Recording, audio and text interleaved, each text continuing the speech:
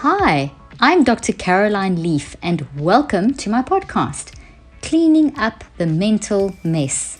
This is a podcast where each week I share very practical and simple tips and techniques to help you take back control of your mental health and life. In this interview, I am interviewing Jordan Harbinger. Jordan, often referred to as the Larry King of podcasting, is a Wall Street lawyer turned interview talk show host and a communications and social dynamics expert. Jordan has hosted a top 50 iTunes podcast for over 12 years now and receives over 6 million downloads per month, making the Jordan Harbinger Show one of the most popular podcasts in the world. The show was awarded Apple's Best of 2018 and is one of the most downloaded shows of the year. On the Jordan Harbinger Show, Jordan deconstructs the playbooks of the most successful people on earth and shares their strategies, perspectives, and practical insights with the rest of us. Jordan spent several years abroad in Europe and the developing world, including South America, Eastern Europe, Asia, and the Middle East. And he speaks 5 languages. He has also worked for various governments and NGOs overseas, traveled to war zones, and even been kidnapped twice. Jordan and I discuss what it takes to be successful, how to stop taking feedback so personally, why we shouldn't tell other people about our goals, signs you are doing self-help all wrong and what you should be doing instead, tips for entrepreneurs, and more. Thank you for tuning in once again to my podcast and for all your support. If you liked today's episode, be sure to leave a review on iTunes and share this episode and podcast with friends and family and on social media. Jordan, I have to ask you, first off the cuff, tell us about this being kidnapped twice. That's fascinating. Sure. Yeah. The short version is when I was in Mexico at age 20, I got into a fake taxi. And then when I was in Serbia, former Yugoslavia, at age 24, was that when it was? Yeah. Wow. A long time ago now. I was arrested by their state security agency for, they thought, being a spy, which is the dumbest thing ever. So, yeah, just ineptitude and garbage, and ended up getting away from that and getting a letter of apology from the foreign minister of Serbia, delivered to me by the U.S. Embassy. It was kind of a silly incident, but classic sort of corrupt government baloney thing to happen. Gosh, that's crazy. But how long was it for, and how did you get out of it? Was each of the situations? Yeah, so in Serbia, I managed to escape when they went to go get us some water and or abandon us in like an abandoned building. We're still not sure if they were going to come back or not, and managed to escape with my friend. And then because we weren't really locked in. They thought we were restrained, but we weren't. They were heavily intoxicated, so I think they just screwed up. And then when the fake taxi, I ended up in a physical conflict with the cab driver, and he was 50 and drove a cab, or 50 whatever years old, 50-something, drove a cab all day, and I was 20 and worked out twice a day because I was, in Mexico and had nothing else to do at my job. So he didn't make it through that conflict, and I ended up getting out of the car through his doorway after that and escaping. That's incredible. Wow. That's quite a story to have in your backpack. Sure, yeah. So Jordan, I've read your bio, but who are you? How did you get to where you are now? What led you here? Why do you do what you do? Because it's fascinating. I do what I do because I think it's important to educate people in a way, or at least I should say this. It's important for people to be able to understand and think critically so that they don't fall for BS that a lot of people are peddling. And as you, I'm sure, are aware, there's tons and tons of people out there that are saying things that aren't true, that are making up radical claims and things like that. And it's not good. It's not good for society. An uneducated populace causes all sorts of problems. And so I want people to be able to think more clearly. I want people to be able to think better and more critically. And I want people to get access to folks that aren't just in mainstream media. Not that mainstream media is like an evil monolith or anything. I just think, they're optimizing for things like clicks and or quick views in an airport lounge. There's no money in it for them, or at least it's harder money for them to create something that's a real conversation, a real discussion. it doesn't make economic sense for them to do that. So they don't. They just don't do that. And that's problematic on multiple levels, but it's actually bad for our democracy as well. It's bad for the human mind and brain as well. If you can't have a deep thinking conversation or see someone else's point of view, it actually damages your brain. So it's a very good thing that we do teach people to think. So you're in my wheelhouse there. I love that. Well, you've interviewed some really big names like Malcolm Gladwell and Kobe Bryant. And what are some of the biggest takeaways that you have from these interviews? Or maybe most amazing pieces of advice you've heard from a guest?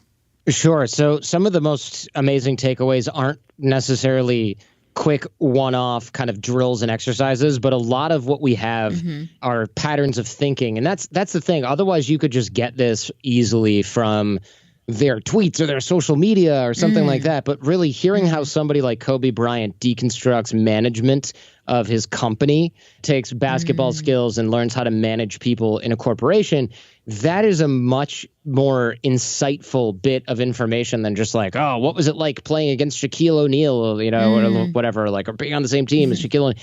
Like, all that stuff is kind of BS and fluff.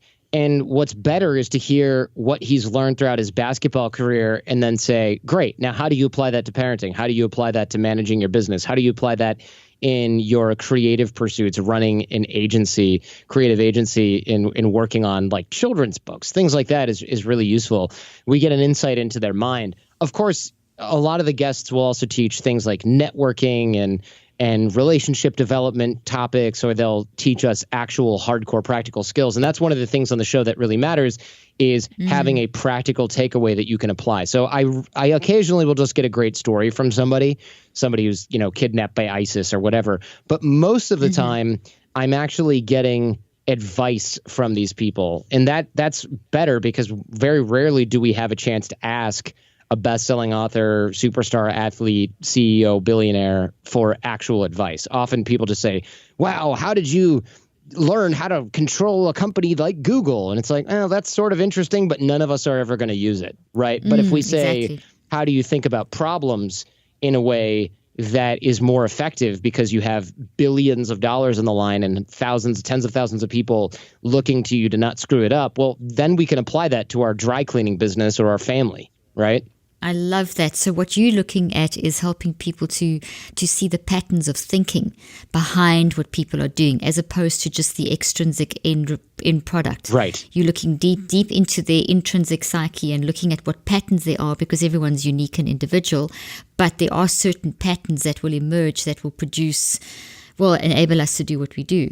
That's brilliant. I love that. And those are tougher to deconstruct, right? Like, I'm sure you found this as well in your own work. It's not just, often what people say is just not the case. And it's not that they're lying, it's that they don't know. So if I say to somebody like Kobe Bryant, wow, what do you think makes you so effective on the court? Well, or in management, that's actually an okay question. It's not terrible, but it's not good either, because he'll say something like, okay, well, I'm on the spot. This is his internal dialogue. Well, I'm on the spot on a podcast that's being recorded by this guy, Jordan Harbinger, so I better say something that sounds insightful. So what he'll say is, oh, well, I learned a lot of lessons playing for a team like the Lakers and others that were how to deal with high pressure situations, and I bring that into the business. But that's not really, of course you do. Of course you take lessons you learned on the court. I want to learn what specifically you're doing. So I might say, what happens when somebody disappoints you in your business? Because we saw what happens when somebody disappoints you on the court with the Lakers. You get really angry.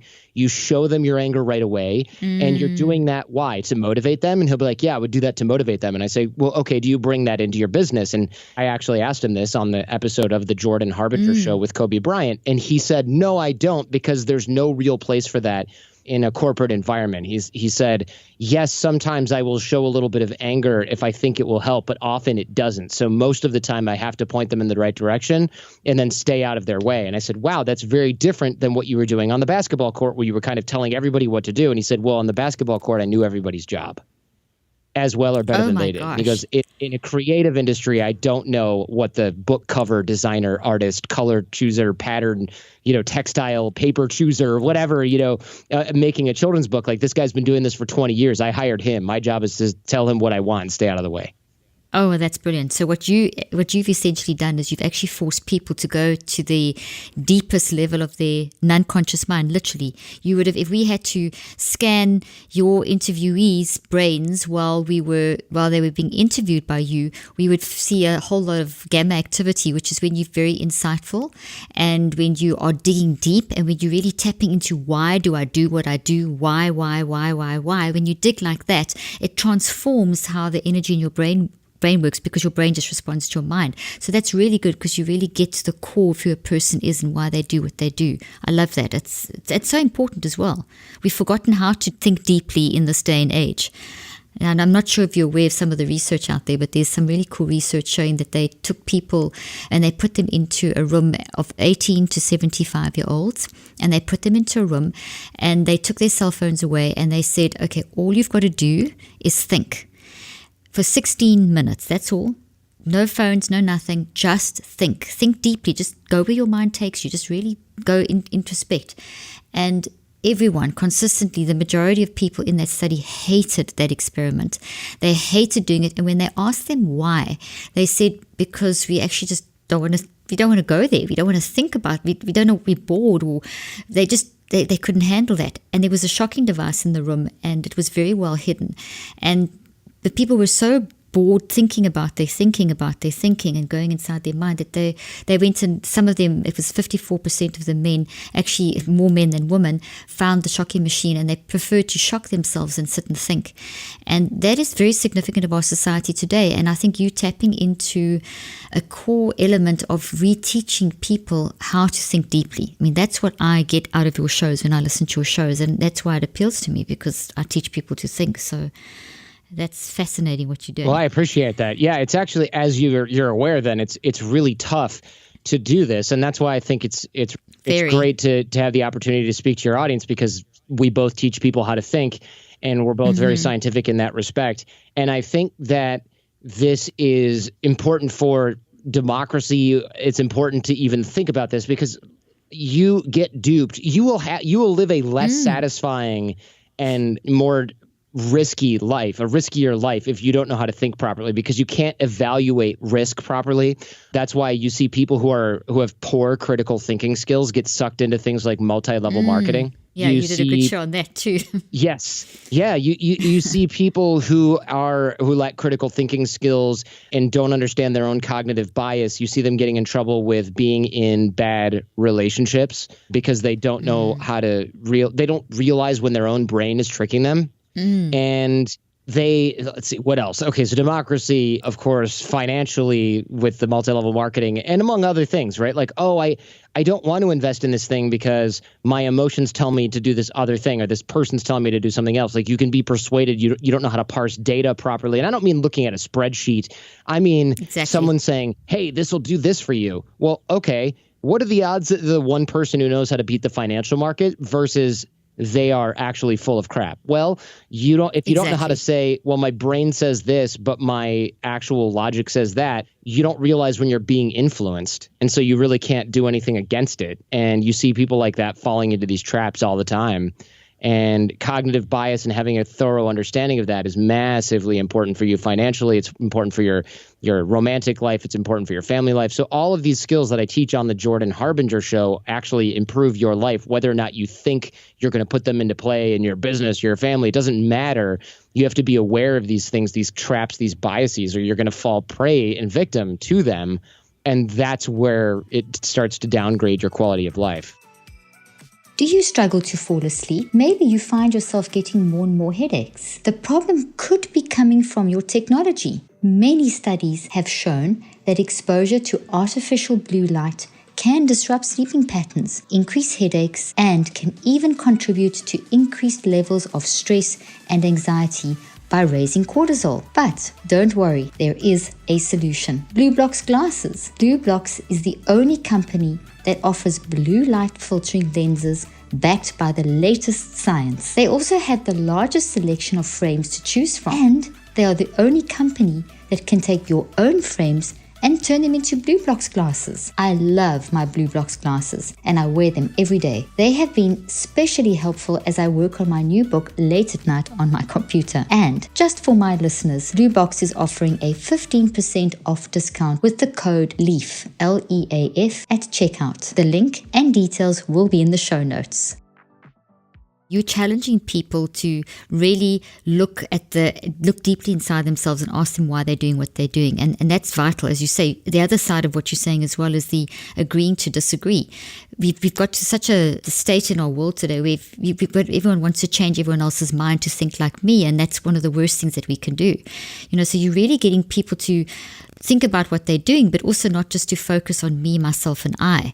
And there's this would fascinate you, Jordan. There's a piece of research that out there that was done showing that the more times a person says I, me, my, all those using the personal pronouns, the more they increase their chance of having a cardiovascular event by 42% in the next 12 months. Really? Why is that? Because it's because our brain is not designed just to focus on ourselves. We've designed to structured because of a connection with humans. When we are connecting with others in this interactive way, when you're really trying to understand other people, when you understand who you are and recognize that other people are different and they're not a threat, and that I don't have to push myself, I just have to understand other people and understand myself, and it's me in the world. When you have that kind of attitude and you're not threatened, you increase your cardiovascular health, your brain flow, the energy through your brain flows differently, the neurotransmitters flow differently. So you actually transform your entire physical functioning just by the way that you are thinking. So when you shallow think, when you do the opposite of what you're trying to teach people to do,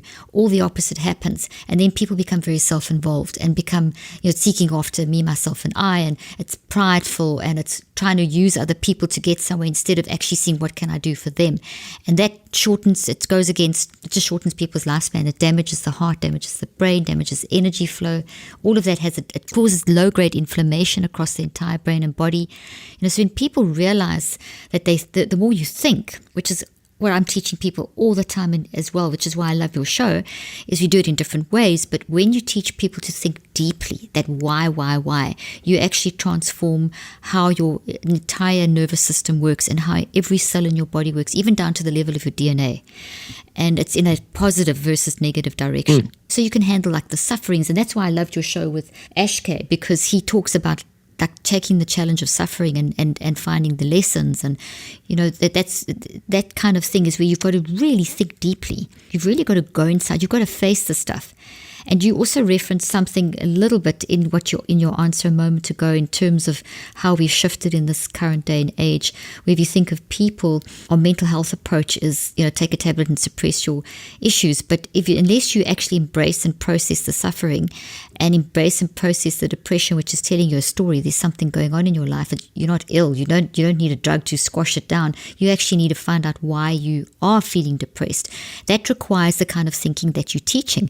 So when I listen to your show and learn how Kobe Bryant does what he does, or how Malcolm Gladwell does what he does, or why Ashkay thinks like he does, or why Jordan thinks like he does, I am seeing a pattern of thinking, like you said earlier on how to go deeper inside me to find out what I've got. And I mean, that's what we have to do as humans. Interesting. So really yeah, cool. I didn't. Yeah. That is cool. I'm glad to hear that you agree with that. I don't totally understand or have my mind around all of the neuroscience behind it. Of course, I don't know how things can affect DNA, but maybe that the epigenetic level, is that what you're talking about? Right down to your chromosomes, how they switch on. So genes don't switch on. Genes are switched on. They can't switch on themselves. It's called self-emergence. So our genes are activated in every cell. The reason we're alive is because our genes are switching on and off. So all 75 to 100 trillion cells of your brain and your body are driven by your energy force, which is pretty much your mind. I mean, it's just quantum physics. It's physics. It's not anything weird. And that, as you're thinking and feeling, you're generating all this energy through your brain and body, and then you have this chemical and electrical reaction, electromagnetic and genetic, and it's like you reaching out your hand and switching on a light. So when you're thinking, you are switching out your hand and switching on a light, which is actually activating all this energy like a wave. And then your genes switch on and off, and proteins are made, and thoughts build in your brain, and then you speak, and then you do, and then your body functions. So when we don't think deeply, that process is kind of, it doesn't work like it should. So the proteins don't fold correctly, and that has a whole cascade effect through the entire body, because we literally are making 810,000 cells every second. And the quality of those cells are influenced by what you're thinking about. So the more you think deeply, the more you can agree to disagree without having an argument with someone. The more you can be, okay, you're a Democrat, I'm a Republican, or I'm a Republican and you're this, or I'm a this culture and you that. The more you can actually agree to disagree, or listen to other people's points of view, or have the curious learner mindset, do all the things that have taken people that you interview to another level, taken you to another level. When you can have that kind of attitude, it actually influences the environment around your cells and how your body functions, right down to the level of how your genes are expressing. So it's a very important job that you're doing. You're actually helping people to be physically and mentally healthier. Well, I like to believe that. Of course, I don't have any peer-reviewed science to back up that claim, but I get a lot of emails to that effect. And honestly, I can't see how teaching someone critical thinking skills and bringing them interesting and enlightening stories could be bad for them. So that's the bar right now, right, in content creation. Exactly, which is really great. Okay, so you state that the goal of your podcast is to decode secret stories and skills of the world's most interesting people and turn their wisdom into practical advice that people can use to impact their life and their community. And you spoke about this pattern of thinking. Based on all the interviews of the people that you've done, would you say that the pattern of thinking, is there some, I know it's a pattern, I know it's unique to, we've already discussed this in the previous question, but is there a way of thinking that produces that pattern of thinking? What is the deeper thing? What is the deepest level that we can go to here that you're seeing people are going to that are different?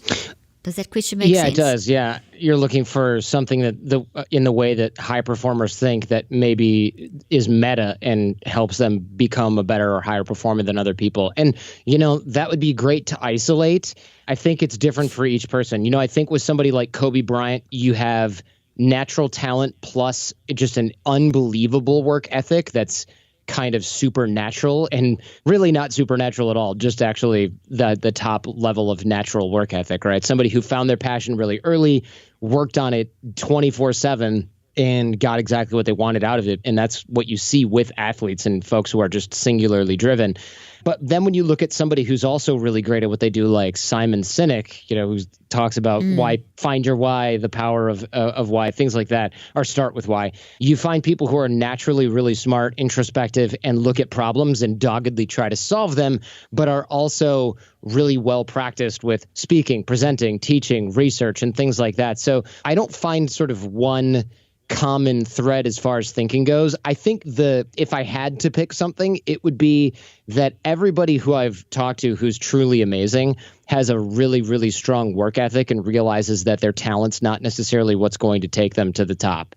And that's not probably exactly what you're asking, but I think a lot of these people, is it? Okay. I think a lot of them I love it. A lot of them spend a lot of time also sitting back and saying, okay, am I thinking about this in the right way? Not just, I need to put as many processing cycles on this as possible and shoot as many free throws as possible. If we're going back to the Kobe example, yes, he probably did thousands of free throws every week even, but he also probably stepped back and said, am I even training the right way? Is what's good practice for everybody else on the team going to be good practice for me, or do I need a separate level of coaching that brings things to the next level?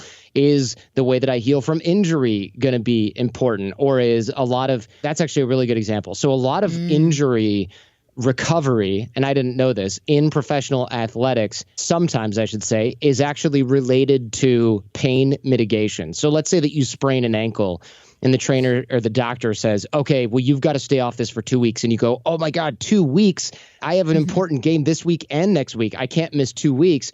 Well, it's important to then say, if you're not thinking about this, you just go, okay, can't play for 2 weeks. But if you ask the doctor why 2 weeks and they say, well, it's going to take 6 weeks to heal instead of 2 weeks to heal if you're playing on it, and then you're going to have to do 8 weeks of physical therapy after the season instead of 2 weeks of physical therapy after the season, most players would go, oh, well, okay, I want it to heal as fast as possible. But if you're thinking about what is best for you and you remove the pain variable because you don't care and you can deal with the pain and still play at the 99th percentile or the 100th percentile in the top 1%, then you say, okay, well, I'm going to play.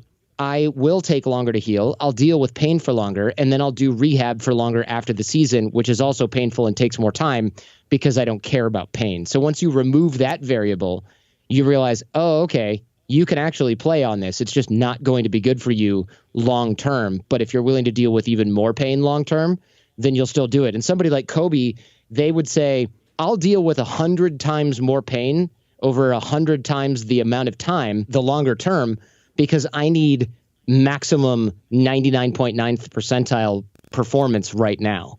And most people don't think about that. They just sort of take existing science, existing practice at face value, and they say, well, let's evolve what we're doing now and bring that to the next level. But truly great thinkers are like, what would we do if we could scrub this whole model and start over? And that's important for high performers. That is brilliant. And what you've actually isolated is the uniqueness of every person and the ability to think. And it's the thinking that then drives whatever it is that they do, whatever decision that they make. So it's how they are uniquely seeing that particular perspective. And you hit another very important point, and that's that things change. No science is cast in stone. If I've learned one thing from being a researcher, and I still do clinical trials, and we've just finished a whole set of very interesting clinical trials now, and that's that every person is a case study, and a unique individual case study that is in the world, not just you alone, but you in the world and the impact that you have in the world. But you have to find your whatever it is inside of you and think about how you're going to manage that. And you've described that with Kobe's, for example, the Kobe's and working through the pain. So it's definitely you as the individual have to choose to, what am I going to do about this information that I'm faced with, and how am I going to manage it? How am I going to push through? It's thinking deeply about it again. And I can't copy your pattern. I can't become successful. I make a lousy you. I've got to find what makes me a great me, and that's going to enhance others. And that's what I have found key in my work, is that it's not just about me, it's about me and the world.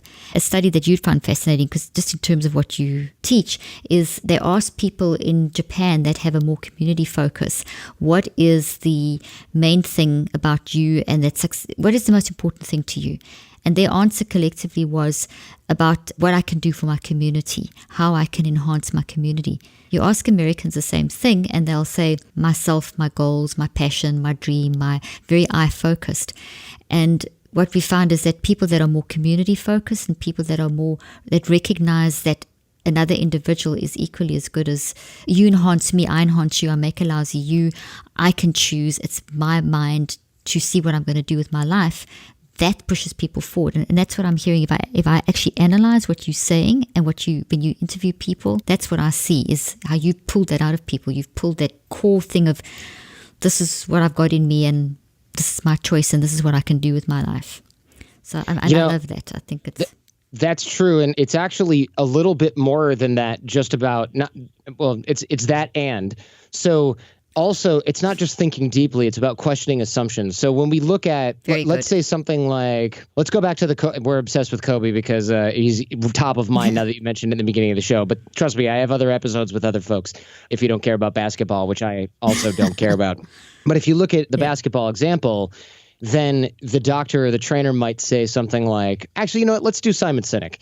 Simon Sinek, Start With Why. He talks about why it's important to be at work, and that's how you get the most performance out of your team, because they want to be there because you all have the same why. So let's say you're all passionate about saving the oceans from bits of microplastic, so you're developing a biodegradable plastic. Well, everybody in the company should be on board with that mission, and ideally be very passionate about that mission as well, because if they're not, then you won't have their full sort of cognitive power, their full buy-in. And that's great. But the idea behind this is a lot of companies will hire someone and say, how do I motivate my employees? And it's like, well, wait a minute. You don't have to motivate people who are obsessed with something because they're very self-motivated. In fact, you have to motivate them to take care of themselves and take time off because they're obsessed with something. That's a different problem to have. So if you find people that are all obsessed with protecting the oceans from microplastics, so you're developing a biodegradable plastic and you hire properly for those people, well, then your biggest concern is, hey, I need to have nap pods and massages and make sure that people are taking vacation and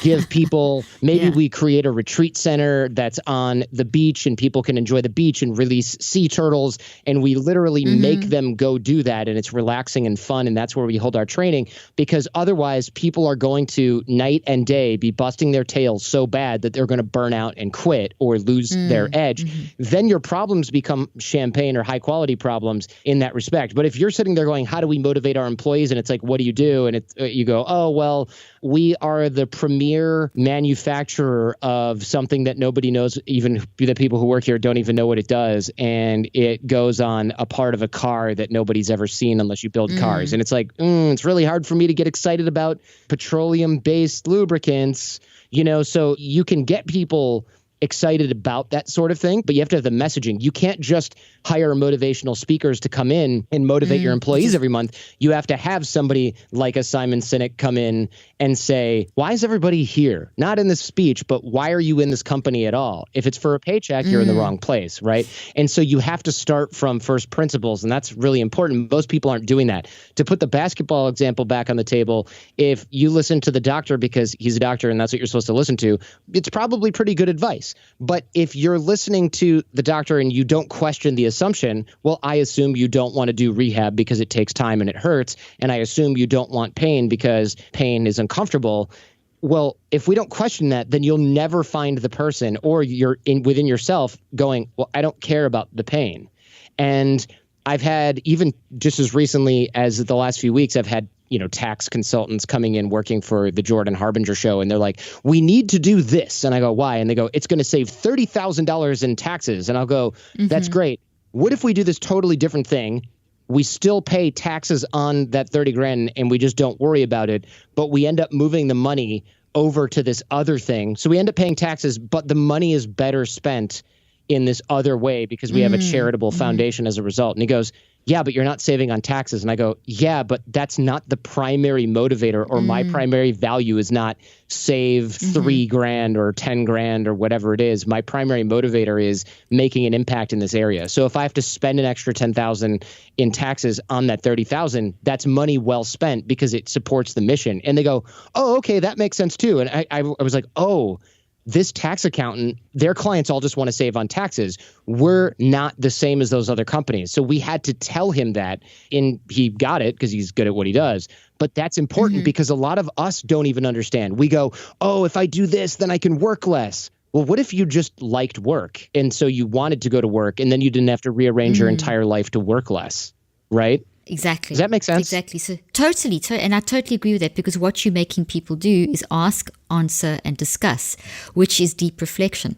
You're making them, why am I doing this? Why do I want? And that then finds the passion in the person. And then you're intrinsically driven versus extrinsically driven. Right. As you know, and as you've written about in your work, intrinsic motivation, that's something that can last a lifetime, or at least doesn't just one day drive you crazy and you say, to hell with this, right? It's the type of thing that can last a really long time. Look, if you hate your commute and you don't want to work in your office, then the solution isn't, if I work more hours, I can retire early and I'll have less of a commute. The answer to that that's more effective is, what would happen if I figured out ways to work from home, right? Then you're doing that based on your core value, which is maybe spending more time with your family and not having that commute. Not just in 20 years I can retire instead of 30 because I'm spending 4 hours a day doing overtime, right? Like that's not how you do that. You have to question those assumptions, or you end up with an 80% solution instead of actually solving the problem. This episode is brought to you by Juve, an at-home red light therapy device. Red light therapy is a powerful, non-invasive treatment which delivers natural wavelengths of light to your skin and cells. Numerous studies have shown red light therapy can be an effective modality that we can use to help heal and improve our mental, cognitive, and physical health. It's one of the best things I recommend for optimal health and an integral part of my self-care routine. Head over to juve.com/Dr. Leaf. That's J KOOV/DRLEAF. And if you use the code Dr. Leaf at checkout, you'll get a nice bonus gift with your purchase. On that note, I wanted to actually refer to an article that you wrote, one of your blogs, that 5 signs you are self-helping the wrong way. I love this because I'm a total believer that the self-help industry is causing people to become much more self-involved and self-obsessed. I dislike and find it so dangerous how people use positive affirmations like a band-aid and rather than deal with the root issues. In fact, there's one paragraph, I just want to read one of the paragraphs from this blog and then chat about it. That's part of the reason, this is your writing obviously, that's part of the reason we see so many insecure leaders, dysfunctional therapists, anxious parents, and miserable entrepreneurs. Because instead of using self-help to address their true issues, they use it to chase external goals, believing that achievement will resolve their underlying psychological needs, but it never does. It might mask the issue for a while. It might even make it easier to cope with, but sooner or later the jig is up. We are left with ourselves, and our achievements only seem to highlight the lack, need, or wound beneath the surface. Brilliant. Can you talk a little bit about this article and what inspired you to write it and what we should be doing instead? Sure. Yeah, so this is something I wrote a while back and it took me a long time to publish it. So I'm going to go ahead and go through the structure of this and hopefully you can link it in the show notes. But even if you're just following along at home, you can go to jordanharbinger.com and in the articles section is 5 signs you're self-helping the wrong way. And one of the reasons I wrote this was because I noticed that so many people online, Instagram, it's really in your face. You see all these stupid memes that don't mean anything and things like that. But I realized that a lot of people were using self-help and personal growth as escapism. And that was really bad because a lot of people were just reading a ton, following every self-help account on Instagram. They were going to all these dumb workshops that didn't do anything. They had 7,000 books they didn't read, and they felt guilty about not reading those books. So they were exhausted. They were getting sick. They felt like everybody else who was doing this was better than them in some way. They felt a lack of meaning in their lives. And I thought, what the hell? And I started talking to coaches that were doing a lot of self-help work, and they had the exact same problem. They were focusing 24/7 on hacking the process and improving the system and things like that. And I realized, wow, these people are all depressed. Should we be listening to them? I don't think so. Right? They might have the magic combination to work less, but they're still miserable. So do we really want to emulate that example? So for people who have outsourced their dating life to their virtual assistant, that's not really what makes people happy. I don't even see my friends anymore. We all have a virtual hangout every Friday and we drink by ourselves. Crazy. Wow, that's lame. Yeah, That's not a real example, but that's kind of a satirical example of things that really, really happen. And so people are not enjoying the process of becoming better in any way at all. They aren't enjoying the journey. And the problem is, since the journey kind of never ends until you die, and then depending on who you're talking to, continues after that. But people are not enjoying this. So they're honing themselves, and then what? They they buy the farm and then that's it. It sounds a little bit like some sort of samurai thing, right? Keep working and eventually you die and your reward is everyone looked at how sad your life was and remembers you for that. No thanks. No thanks, yeah. And so you're unfulfilled, but the harder you work to get fulfilled, the less fulfilled you are because the more work you realize you have to do. And if you're not enjoying the journey, then the to-do list stacks up and stares you in the face. You can never relax. You're holding your infant son and thinking about how you don't have zero inbox anymore because it's after lunch and you were at zero this morning, but you bet there's emails and you're never present, that kind of thing. And then, of course, on top of that, if your to-do list and your journey is not enjoyable, you start to realize I'm having trouble applying this stuff to my life. And that's highly problematic. So what am I going to do about that? Well, I guess I'm just not going to apply everything, which is fine. But then if you're feeling guilt or you're feeling some sort of dysfunction over that, and then you start to realize, I'm feeling bad about not doing this. And then you start to compare yourself to other people who look like they're doing it. But if you're comparing yourself to the online persona of a lot of these self-help people, well, the problem is you're comparing your blooper reel to their highlight reel, which is always going to look differently. And then you're obsessing over other people's growth at the expense of your own happiness. And we can sort of see where that goes from there. And ironically, self-help really is hardest to apply to yourself And so a lot of people who are obsessed with self-help, they just become self-help coaches or something like exactly. that. And then they go, oh, well, I'm changing my clients. And it's like the fat personal trainer. Yeah. Whoops. Exactly. Right? Oh, well, it's easy for me to tell other people to go work out and run and watch what they eat. But for me, I'm too busy. Right? Come on. Yeah, it's kind of like they're transferring what they should be doing onto someone else. It's easier to tell someone else what to do than, to do it for yourself. Exactly. Now that's brilliant. Well, we'll make sure that is in the show notes, the link and everything to that article, because it's really touches a chord with me. And it's if there's anything more you want to say about that, go ahead, Jordan.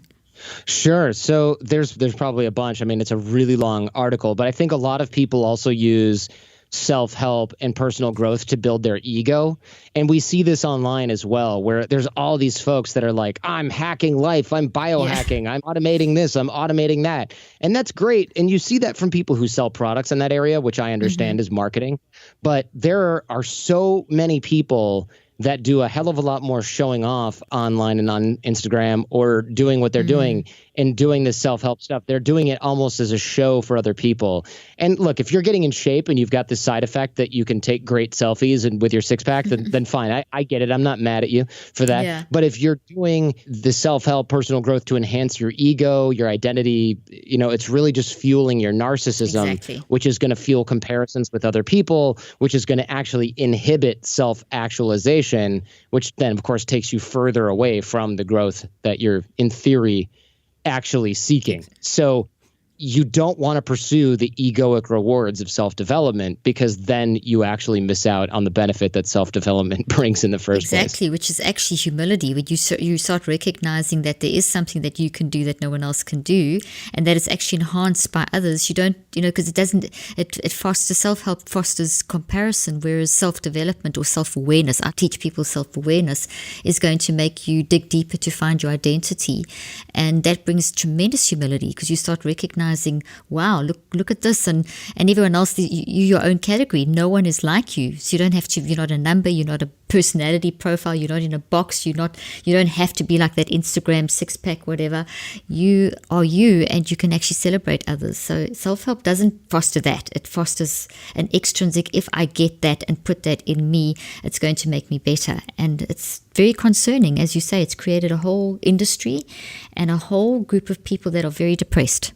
Makes people Yeah. And that's like the entire opposite point of personal development. Like theoretically, if we're making ourselves better, we should be happier about having done that. But if we cannot do that because we're constantly obsessed with what other people are doing, or where our own progress is, and therefore are not enjoying the journey, that's a big problem. Because when you compete with yourself, you grow as a result. When you compete with others, you may grow as a result, but you also poison the well of all your relationships. And you start a narrative, many times I should say, you start a narrative about how you are lacking and other people are doing better. And that is, clearly that's unhealthy. Yeah.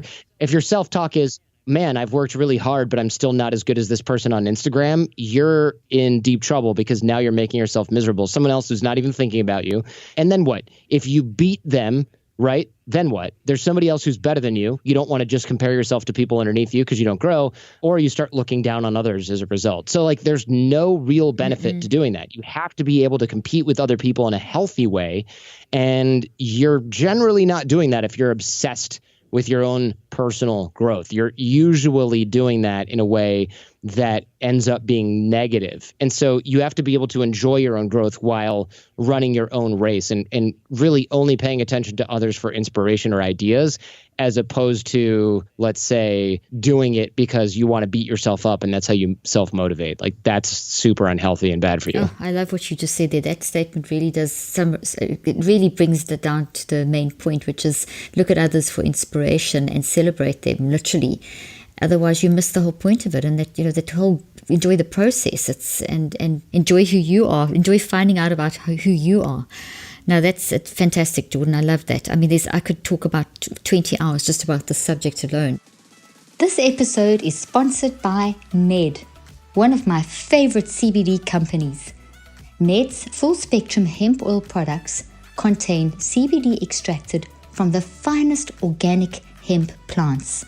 Ned offers many different products, including a collection for balancing hormones, and helping ease period pains. I personally have found their products to be a great addition to my mental self-care routine. Their full-spectrum hemp oils help me sleep better, fall asleep fast, and just feel overall much calmer. Ned products are non-GMO, a great source of antioxidants, can help reduce inflammation and pain, and will not get you high. Thank you, Ned, for supporting the show. You can get 15% off today with free shipping by going to www.helloned.com/Dr. Leaf and use the code Dr. Leaf, DRLEAF. The link will also be in the show notes. You've written an article it's titled, Want to Accomplish Your Goals? Stop Talking About Them So Much. And that really caught my attention. Can you talk a bit about why people should not publicize their goals and how talking about them can actually be detrimental? Because that goes against so much conventional wisdom. So I think it's a really good topic.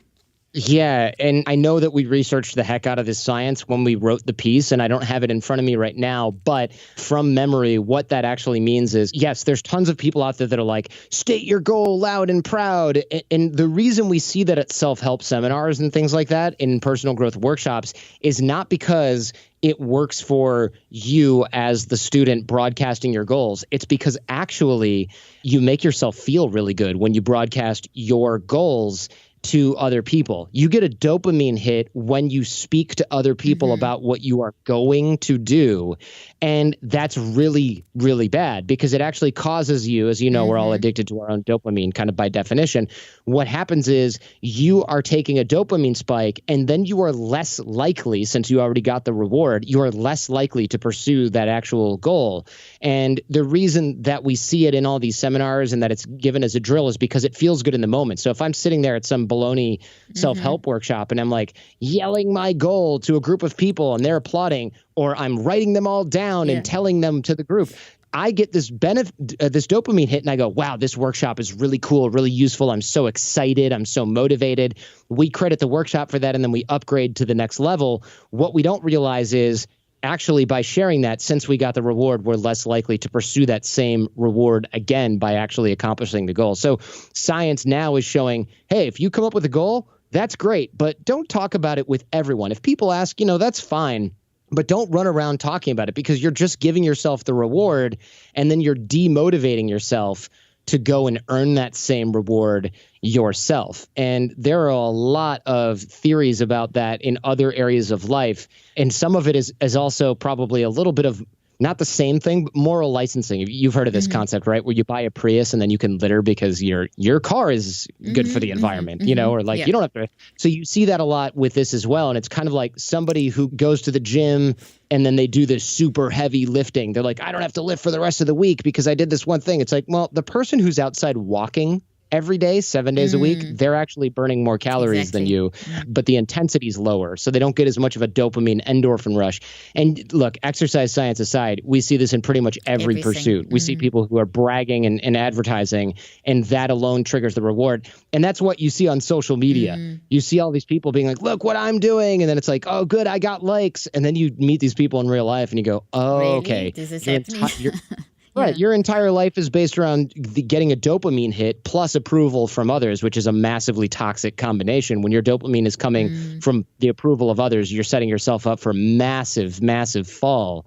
And so it's better for you to keep these things to yourself and enjoy them. And I'm not saying don't share your victories on Instagram or interesting things that you're doing, but the more you share your goals, the less likely you are to actually achieve them. And that's worth noting.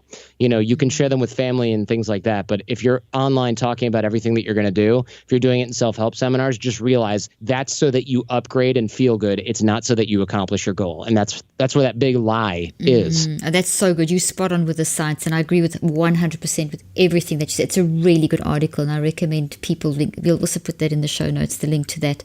And it does go against the conventional wisdom because every second person's got a vision board and they're so busy telling you about their ideas or telling someone else, but go do it. Rather speak about it when you're doing it in the process. So when you've achieved something, let people see it. If you've done it, people will see it.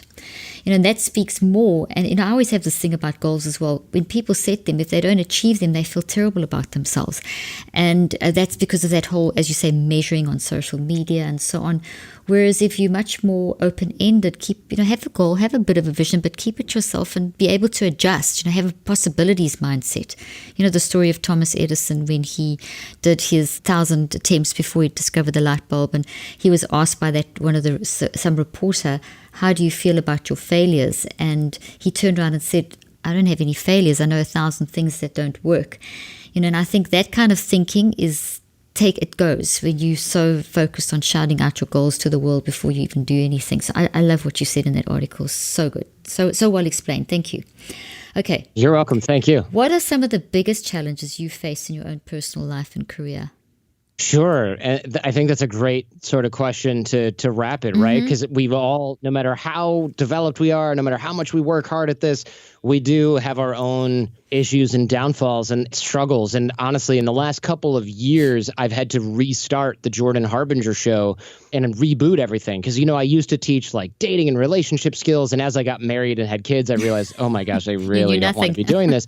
But pivoting is very difficult. It's really hard to do. And there's a part of you that says, I started this business. This is our 13th year. As of this month, I've been podcasting for 13 years. So at the time it was 11. And I was thinking, I can't just start over. It's impossible. It's too late. How am I going to do it? I don't have the energy. And I had to reboot and start over due to a confluence of circumstances. And it turned out to be the best thing that ever happened to me because not only was I able to pivot, but I was able to take my team with me. I was able to get rid of a lot of dead weight from my old company. I don't have to work with people that I don't like anymore. I don't have to talk about things that I'm not interested in anymore. So I have a lot more creative and professional freedom, more profitable, but I didn't know that was going to happen. There was risk involved. And it would have been so easy for me to tell someone else, you can do this. You have to right now. Now's the time to get tough, grit it out, take a lifestyle hit, do all these things. And then for me, I was like, I can't, I'm terrified. And of course, when I took my own advice, which was very difficult as it always is. Yeah, totally. I was able to get through it and come out the other side smelling like roses finally, right? And it happened faster than I thought. But it was one of the scariest things to ever happen to me. And I wouldn't wish it on anyone, but it actually has made me quite strong coming out. And so for that reason, it was actually a blessing in disguise, just as everybody else who wasn't going through that situation told me it would be. Oh, that's so good. That is so good. I really love what you're saying. And last question, that if we can ask one more question just to wrap this up. How do you manage your mental health as an entrepreneur? Everyone right now is talking about cognitive weapons and nootropics and all this stuff and, microdose LSD. And I'm like, you know what? I get enough sleep. I get 8 hours or more of sleep every night. And everyone's like, how do you have so much energy? How do you have so much focus? I'm rested, man. That's so good. I'm rested. So good. It's funny because everyone's like, I do goat yoga meditation on the top of a Himalayan peak. And I'm like, I sleep. I'm good. Oh, Jordan, that's what you have done, I've got to tell you a little scientific fact. In part of the clinical trials that I've just done now related to sleep, when you go into that deep, restful sleep, you actually release an enzyme in your brain called telomerase that actually that you use during the day to build telomeres, which are like little socks on your chromosomes. And if those don't keep rebuilding, it affects those 810,000 cells that you make every minute that you need to use as you're thinking and just living and being alive. And so deep sleep and the sleep that you're having is absolutely vital for being able to function well the next day. So there's the science behind why that's a great mental health tool. Well done. Good job. Yeah. I mean, I realized with all the talk about sleep, it was probably a good move to do it. And it's just, you really can't compare how good you feel versus how tired you are during the day. And it's like just a quality of life issue that was so obvious for so many years. I just thought, okay, if I'm not messing with this, if I'm not optimizing this and doing everything I can to make sure that this is actually what I'm doing, like I'm a fool, right? It's like you can go to the gym and you can do this and you can do that and you can have your entire life together. If you're not sleeping enough, it doesn't help. Okay, depression, you're not recovering, you're sore, you're achy, you're aging faster. It's like how much, and also think about this, like what are you doing with the last 2 hours of your day? Admit it, you're watching Netflix, just go to bed. Exactly, go to bed, get some sleep. So just on that note, what have you changed in your life to help your sleeping pattern change? Oh, yeah, it's really simple. And I know people go, I have kids, I can't do that. I go to bed early. I go to bed at 9:30 or 10. Fantastic. And I work from home, which helps because, of course, my commute is 0. So if I wake up at 7:30 a.m. or even You're 6, at work. I've already got 8 hours. Yeah, I'm at work and I've got 8 hours of sleep. So that's extremely important. And people will say, I can't, I have kids. Okay, well, you can go to bed before your kids, or if they're little, they should be in bed by then anyways. Exactly. So I don't really believe that. And yes, I have a little kid too, and he gets up really early, and so do I. But since I went to bed early, we both got enough sleep. It's really not that hard. Exactly. It's just not. Exactly. So when people say I can't, then I always say I can't is a decision. It's a choice. I can't is a choice. So you could choose or not. You've been amazing. This has been amazing. I could talk to you for hours and days. You are so full of wisdom. And I just want to thank you for taking the time to share that wisdom with us. How can people find out more about you? Yeah, well, you're listening to podcasts right now. So please come and check me out at the Jordan Harbinger Show. And it's one of the most popular interview shows around. And I hope people enjoy that. I know that you listen to it, so I'm thankful for that. And I'm at Jordan Harbinger on Twitter and Instagram, and people can always engage with me there as well. Oh, that's fantastic. Well, thank you so much. Everything will be in the show notes as well. So you'll be able to get hold of Jordan, all Jordan's information. And I highly recommend his podcast. It's one of my favorite. I learn something new every single time. Jordan, thank you so much for joining us. You really have been amazing. Thanks for having me on. I really appreciate it, and have a happy New Year. You too. I hope you found today's podcast interesting and helpful. If you want more tips and help with managing anxiety, depression, and mental health, be sure to visit my website at drleaf.com and to sign up for my weekly newsletter, where I also include a schedule of my speaking events and so much more. And follow me on social media. I'm on Twitter, Facebook, and Instagram. Just look for Dr. Caroline Leaf. Also, I love seeing all your posts on social media about this podcast. I love seeing what resonates with you and what you've learned. So be sure to continue posting and tagging me and letting me know what you think and how these tips worked out for you. And don't forget, leave a review and keep spreading the word about this podcast. Thank you for joining me today. I really hope you learned something new and helpful. Till then, I'm Dr. Caroline Leaf.